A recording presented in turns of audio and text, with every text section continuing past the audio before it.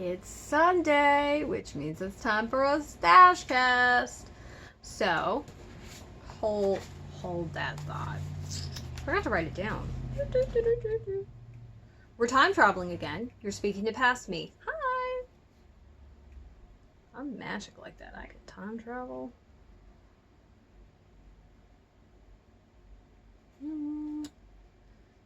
Yeah. So we're doing the work smarter, not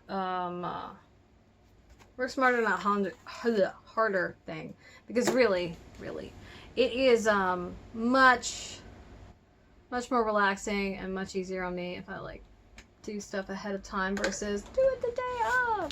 And there's some things I don't have a choice and I have to do it the day of. And this is not one of those posts. I can do this well in advance, and so I need to. But we're going to talk about the Stashcast. Before we get to that, though, for those of you who don't know who I am, I'm Aradia Noir, your resident witch and creatrix over to Aradia's Hand and Danae's Divine, where I create myth, magic, and meaning for your everyday life through art, intuition, and energy work. And on Sundays, we like to talk about the Stashcast. So here's the thing about Stash. Stash is usually the collected supplies that a creative uses to make their art. It could be beads, buttons, paint, fabric, yarn, thread, pens, whatever. Generally, stash has a tendency to accumulate. So a lot of the time you have like a lot of things in your stash, which sometimes gives rise to a need to de-stash. Now, one thing I do a little differently is I also include my tools in this definition, because I have a tendency to collect tools, buy them in sets, and get all the options and sizes when I can. So that's important. I'm trying not to put my water in like a really bad place and like knock it over. So over the last like 4 or 5 weeks, we've talked about knitting looms. I did a big overview, and we're going to do that again today, only different type of loom. And then I broke down and talked about each individually and spoke a little more about them, but also, to designate an area to ask me questions about it. That too. So, without further ado, we're talking about weaving looms. Okay, so here we go. This thing's a mess. Bam! This is a Tapestry Loom, right? As you can see, I started something. I don't know that I'm going to continue. I've pulled the warp too tight here, so it's yeah. So I don't know. I haven't decided. As you can see, though, not finished yet.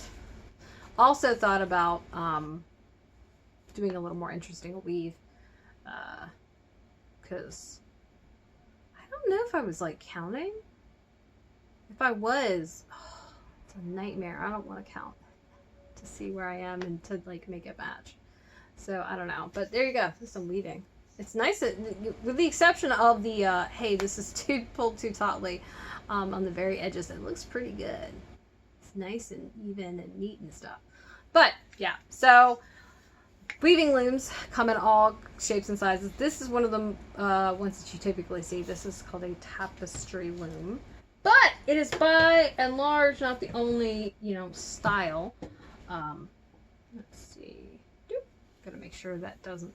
I won't put this together, but you will see all the pieces. So don't worry about it. This goes to a customizable weaving loom. This is by Martha Stewart.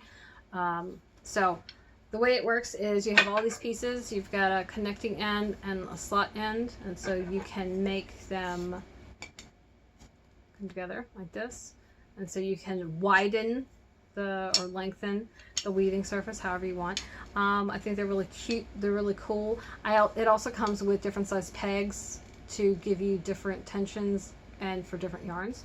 So that's really neat. I have some weaving that I've done on this. I have no idea where it is though, so I won't be sharing it more than likely. Now, let me amend this. If between the time that I've recorded this and I put it up and I find them, I will put them up there. But don't hold your breath, because I have no earthly clue and I'm possibly going to forget. So there's that. I liked this one because it was interchangeable. Like, that was the big thing. One of the grievances I have with knitting looms is that they're the size that they are, and that's it. You can't make them any bigger. You can't do anything about the pegs, generally speaking. I mean, you can warp every, or you can wrap yarn around like every other one, or every couple, but that's the most you can do. And then, and that's generally what you want to do. So that's a thing. But I like that for that reason. I've also got, some really, oh dear goodness. I got some really, really cool ones. So, I have got to show you. These are like so neat. So, I said, just, got everything like stacked up here. This was a poorly thought out plan, is what we're saying. Oh goodness. Yeah, my office is like a mess right now. So, oh my goodness. I'm also trying to get all, I feel like there's another one of these somewhere around here. Oh, there it is. Well, there's one of them. Is this the problem?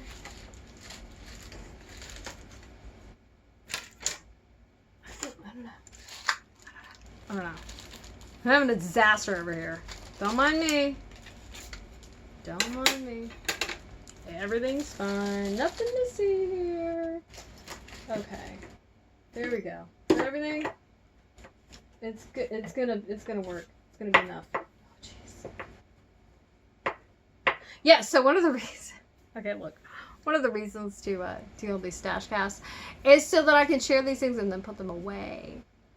That's what's going on here. I have all of my tools out, and it's just so much. It's a hazard. Don't worry, I'm gonna put them away. It'll be fine. So, okay, no more. Check this thing out. It's a loom. This is used to make motifs. So a motif is just like a little tiny little design. But wait for it. Bam! That's frightening, actually. When I first saw it, I was just like, oh my god, sharp pegs. Ugh. So this is what it does. You would wrap it around the spokes, and then you could wrap around. They have modern versions of this that look a little different, and they're more like mini looms, and they've got like pegs that don't. To my knowledge, they don't move. This is vintage though. So this is how this happened. One of my roommates from many a year ago, I think like an aunt died or something, and she inherited a bunch of stuff. And she's like, "Oh, hey, I don't know if these are. Do you want them?" And I was like, "Yes," because I knew that they were fiber tools. So I was like, "Yeah, I'll take them." And I like vintage stuff. It's got character. So that's really cool. But I haven't used these. This actually came like this. One of the things I want to do is actually find. I need to find some instructions. Actually, I think it came with instructions. They're just like in a pile of like obscure papers that I have. But yeah, that's it. And I've got various sizes and a couple shapes. They're all nifty. They're so weird too. Like, I like them now. They're neat. They're neat. Ooh. So, is that everything about these? Okay. Now, I've got one other one. I think probably likely from the same whole thing. Is this. This is just very similar. So, make sure it's that. So what you do is you would use the weaving plate, and you would actually weave it around here. And then when you were done, you would go ahead and take the pieces, and that would release it, and you could take it off and do whatever you were going to do with it. Also, good thing, this luckily came with instructions. I have yet to use that one either. It's actually funny, there was a forum somewhere I posted, and I think I had somebody asking, oh my god, I have this, but I don't know what to do with it. And I'm like, I have one of those. So I said, hey, look, anybody who wants, the instructions, just let me know and I'll send them to you, because mine came with instructions. And sometimes it's hard to find instructions, especially when you don't know what to call something. I don't even know what the thing is called, but I know it's a weaving tool. I don't know how I knew. I did though. Some weird frog face. So those were really neat. Then we've got these. These I've used like once or twice. I use them a lot for demos, and when I'm showcasing my Lucid yarn. So these weaving sticks, I've got a small and a large, and this kind of these work similar to like a peg loom. A peg loom basically would be like this. So with the peg loom, you would have the pegs, and then you would, the way the peg loom works is each of the pegs has a hole in it, and so that's where you do the, oh my gosh, that is the warp, that is the warp, and the weft is, instead of being strung across halfway, what happens is you weave it through the pegs, and then you lift the pegs and you slide the weaving down. And that's essentially what you're doing here. So this is like a very tiny portable peg loom. As you can see, they have a hole in them, so that you can, that's where you would put the warp. But yeah. So anyway, it's really cool. I like these though. Again, I have a tendency to collect tools. So when I saw them in the store, I was like, no, you need those. And I'm like, yes, I do need those. That's absolutely correct. I'm hoping to use them a little more often, but they're so cute too. And of course I had to get both sizes. Of course I did. Of course I did. All right. Okay, here we go. This is one of the looms that was being a jerk and trying to like jump away.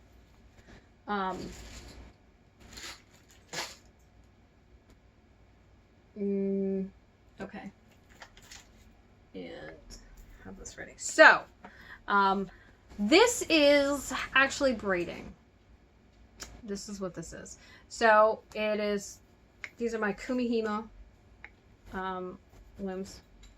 You can make, I think, 4 to like, I think 16 stranded is typically how you make these. And you essentially weave them together to form a tube. And there's different designs. You can, alternate different colors. You can use different variations in how you move the strings around. But I got into this. Actually, this is the one. This is the one I started with. This little itty bitty thing. I got this from a fiber festival, and so that was like a whole thing. And I like it. Fun. You do have to be careful with them. Like this one is thicker, but it is foam. Eventually it will, you'll overtax the pieces. Also, you've got this. This is thinner. It is more floppy. It is smaller. Now I will say the size of the loom actually has nothing to do with it. So that's another thing with the knitting looms, right? The size it matters a lot. With these, it doesn't. The size of your braid has everything to do with the amount of strands you have, and then the style of weave that you're doing. So that's really cool. I like these. I like to use these with really small amounts of cord. Like a length that it's just really not big enough to do anything else with. And so this is one of my stash busting tools, generally speaking. So that's really cool. Now, we got the circular ones. I think there's a octagonal or hexagonal one. I don't know. It functions like this one does. Then there's this one. This is a square, and the square makes a flat braid. I think technically you could absolutely do like a what do you call it, a round braid with this, I think.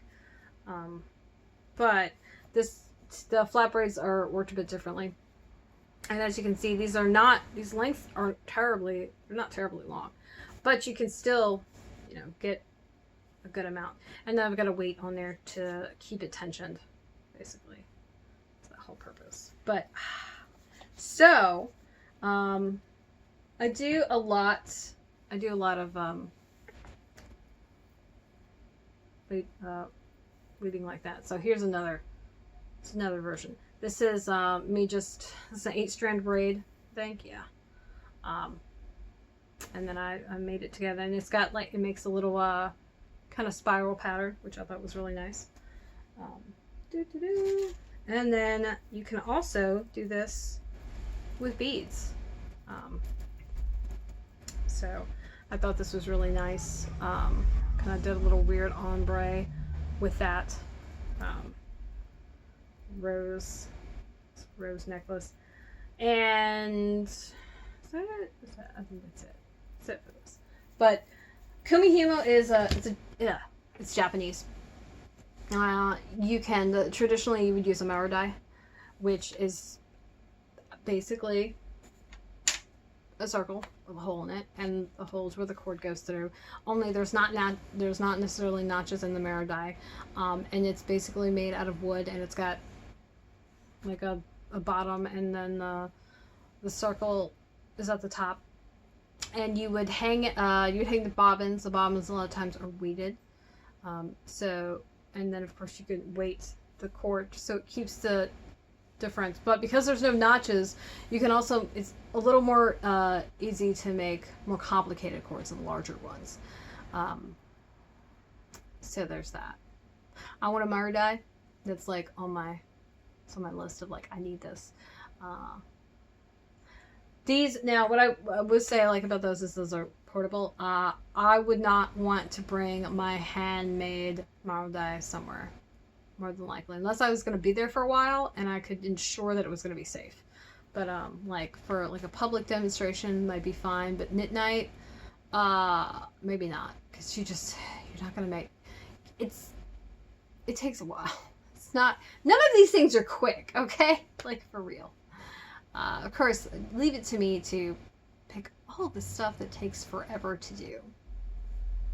I don't have anything better to do with my time. Play with string all day. Sure. Yeah, it's okay. Anyway, yeah, I love it. So I've made a lot more of the round cords than I have the square. That's actually my first flat braid. And obviously it's not done yet. I haven't gotten the hang of that one because you have to do this and then do this, like it's particular order to get it right. And I'm not practiced enough in it to remember how to do it. So there's that. Next up we have the tapestry loom, and there's lots of different kinds of tapestry looms, but we saw this earlier. So this is just your standard rectangle. There's notches at the top and at the bottom. This is warped over the back, but you don't, like, that's one way to warp it, but most of the time it's warped just on the front, so you would go and do that. Either works. Yeah,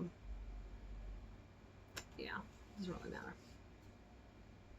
But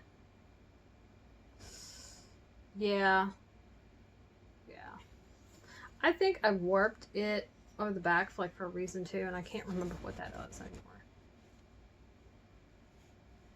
I'm thinking, now that I'm looking at this, I'm thinking I might need to take this apart and like rewarp it.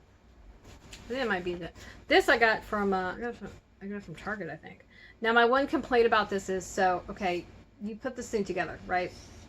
You got this piece, this piece, this piece, this piece. Of course, you've got your shed sticks and your like bobbins and whatnot. It didn't want to stay together, so I like super glued it together. Now it's perfect. It also means I can't take it apart. That's fine. It's not terribly large. But this is like the standard weaving loom that you usually, when people think of looms and weaving, that's usually what they're thinking of. Oh goodness. Yeah. I think I've decided it. I'm definitely going to take that weaving apart.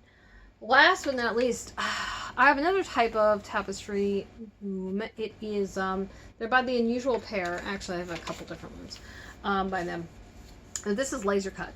So, this was, I shared this a while ago. This is one of my happy mails. One of my lovely patrons was like, hey, I haven't used it. I'm probably not going to use it. Do you want it? And I'm like, why, yes, I do. I haven't used it yet.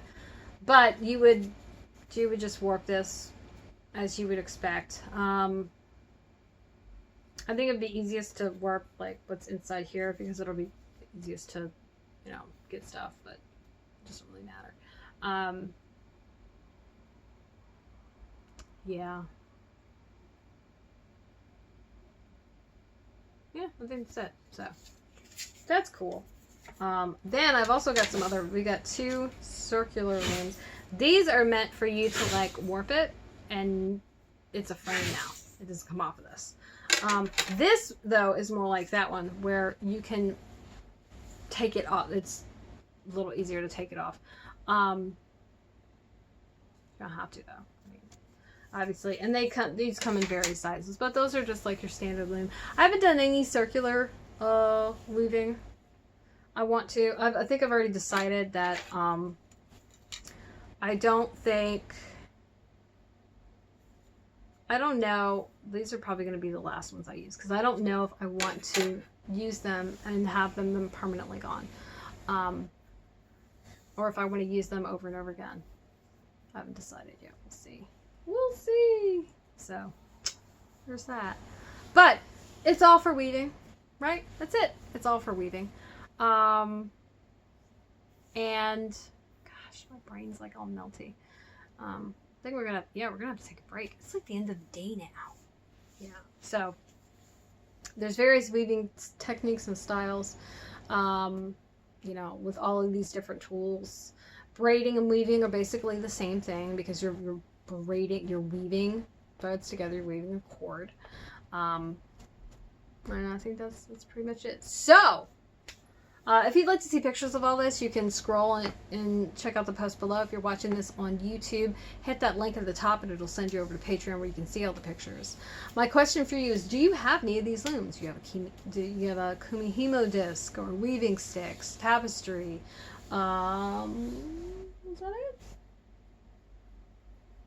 Oh, little vintage, the motif looms. If you do, what have you done with them? How'd you like them? Where'd you get them? What would you like, not like? Is there anything you tend to make? Love to hear from you.